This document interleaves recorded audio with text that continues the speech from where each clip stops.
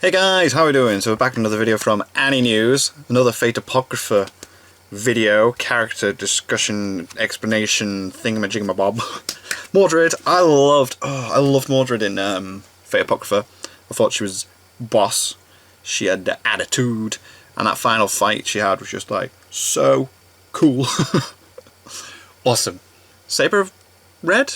Is she? Oh god, I don't know. Oh no. Anyway, let's just get into this. It's been a while since my last Fate Apocrypha video, and quite a few of you have been asking for more, so I figured I'm just doing them in the order that they came out, by the way, guys, so, you know.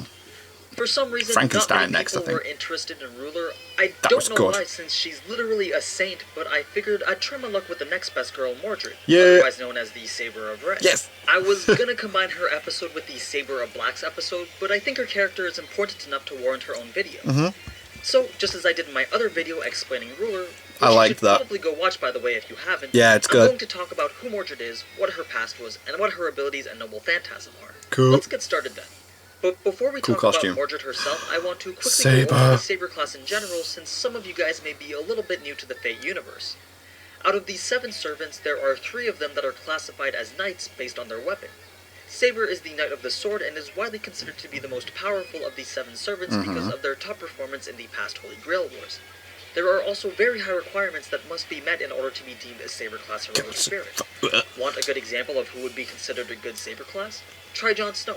I'm pretty sure that if he was in the Fate universe, he'd Real be a Saber top Black. candidate. Man, that'd be so Anyway, cool, wouldn't it? The conditions that must be met to become Saber do stuff are like to that in the have future, legend based please. around you as a Knight of the Sword, and have top skill ratings in all abilities except for magic. Though not proficient in the use of magic, the Oh, Saber that'd be class sick, wouldn't it? generally has a very high magic resistance. The Saber class also has the riding skill, meaning that they can use any mount or vehicle. Oh man, Jon Snow would be boss, wouldn't he? Totally. Get in touch with HBO and make it happen, please. Like, Yeah. he's perfect for this show. That'd be amazing! Now we can talk What a about cool Mordred. idea. Her past wasn't really demonstrated very well in the anime, and her origins are a little bit more complex than you may think. Yeah? So there were a lot of questions left unanswered after her whole flashback scene. I doubt they'll show us any more, but in case they do, I guess I'm sorry for ruining it. But from what we did see, there's King Arthur, her sister, Morgan Le Fay, and Mordred. A nice little dysfunctional family, with Mordred being the unwanted child, and Morgan and King Arthur being the parents. Oh. You think I'm joking when I say that they're the parents, but they actually are. King Arthur, the Saber that we know from Fate Zero, is legitimately the father, and Morgan is the actual mother.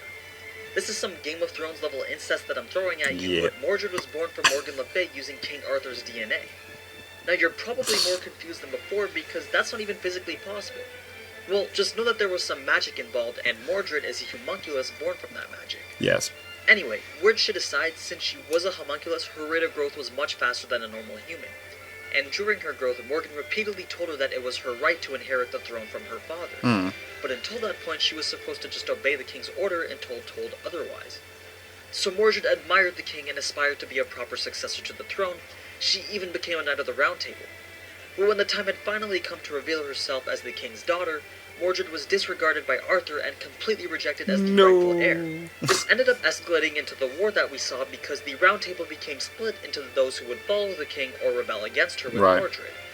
And as we saw in the final moments with Mordred and Arthur being the last ones in the battlefield, Mordred gets killed by her father, all while learning that she didn't receive the throne simply because she just wasn't fit to be the king. It's a pretty tragic backstory, but I guess most of the servants have one since they wouldn't be fighting in the Holy Grail War if they didn't have their regret. Yeah.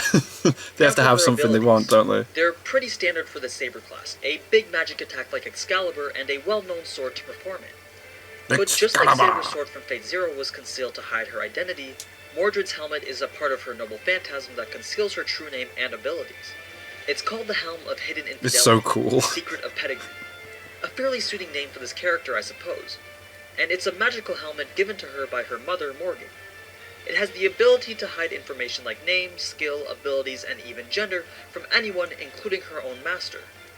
Her identity is only revealed when her helmet is taken off. It's so cool how it while does it. her armor is still on, meaning that if she were wearing regular clothing, her identity would still be hidden from anyone else. The only way that the concealment would break while with regular clothing is if she was to hold her weapon. It's a fairly interesting set of armor that has a lot of conditions, but seems pretty useful for maintaining this important information secret. Mordred also has a sword called Clarent, and it was stolen from King Arthur's armory during the rebellion. Oh, right, okay. Since the sword cool was sword. stolen, it's not nearly as strong as it should be because Oh. it's supposed to amplify the authority of the king. But Mordred was never Interesting. declared king or even successor, so Yeah, Charon's so it's potential just- as a weapon is a lot more than what we actually see. However, the sword can be used to amplify Mordred's anti-army attack, which is essentially the same concept as Arthur's Excalibur Noble Phantasm. By combining her magical energy with her sword, she can instantly release a giant magical attack as we saw in episode 1. It's called Clarent Blood Arthur, Rebellion Against My Beautiful Father, and the sword basically channels all of Mordred's hatred toward Arthur, amplifies it, then expels it as red lightning. Mordred does not need to constantly have feelings of hatred to use the attack. She can use it regardless of emotion during the Holy Grail. Right. The only condition for using it is that her helmet must first be released before activation. Okay.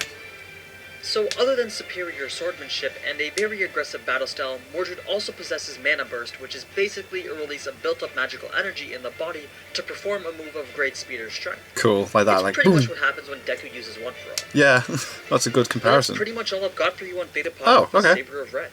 It only took about 7 episodes, but the show is finally picking up, so hopefully we'll get to see a lot more. Alright, so these weren't done like when it finished, this Anyway, is as it was going if you on. like the series Interesting, and made it to the end, interesting. then let me know who you'd like me to cover next in the comments below. We're gonna go through... As always, thanks for watching, and if you enjoyed this type of Frankenstein anime next. content, then you already know what to do. So until next time, ciao. Ciao.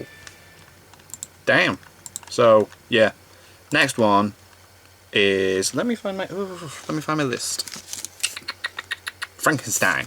Berserker of Black. I thought Frankenstein was cool. Like, so sad. I never thought like I'd care about a Frankenstein monster like that. The way they did it was so cool. But yeah, Mordred was awesome. Kick ass. And that's an interesting little backstory that she got there. If you've not seen Fate Apocrypha, it is worth watching. Again though, it's like it's not my favourite. I love Zero and Unlimited Blade Works. I think it's just boss. But I do love how like the character designs and everything still link in with certain backstories for like characters from Zero and Unlimited Blade Works and stuff like that. I think it's very clever how they don't break stuff like that, even though when they're creating new stories. But anyway, yeah, thank you guys very much for watching. What do you guys think of that? What do you guys think of this? Click like, subscribe if you haven't already. Leave comments down below, let me know I should watch and discuss games for future videos, and I'll see you guys. Yes, all you guys, next time.